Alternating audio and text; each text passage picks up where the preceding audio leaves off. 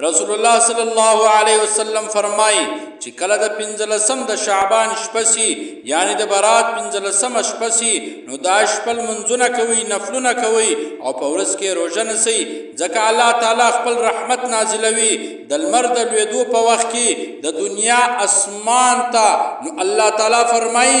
نسته یو مغفرت غشتونکی چې مغفرت ورته وکړم او نسته رزق غشتونکی چې رزق ورکم او نسته یو کس په مصیبت کې اختوي او د مصیبت څخه ځان خلاصوي چې مصیبت ورڅخه لري کم آیا نسته یو حاجت غشتونکی چې حاجت ور پر کما آیا نسته یو داسې څوک چې په بلا اختوي بلا ځن خلاص کړما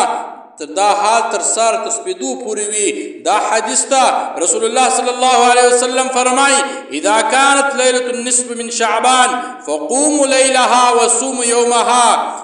فإن الله تعالى ينزل فيها لغروب الشمس إلى السماء الدنيا فيقول ألا من مستغفر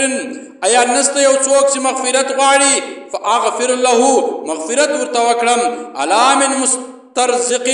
أيا نست يو څوک چې رزق غواړي فأرزقه رزق ورکم ألا مبتلين فأعافيه أيا نست يو څوک چې په بلا اختوي او زد بلا زن لري کم زعافیت ورته وکم حتى يطلع الفجر تر هغه سهار پوری چې کله د سهار سپیدو راځي الله جل جلاله داسې आवाज کوي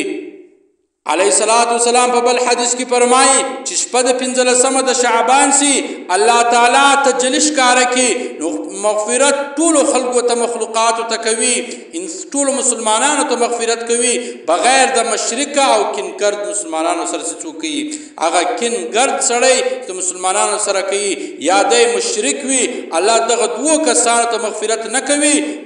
نور ټول ته الله جل جلاله مغفرت کوي رسول الله صلى الله عليه وسلم فرمای ان الله تعالى ليطلع في ليله النصف من شعبان فيغفر لجميع خلقه الى مشرق او مشاحين خالي او مشرق او یو کینکرتا الله جل جلاله مغفرت نکي نور ټول مسلمانانو ته الله جل جلاله مغفرت کوي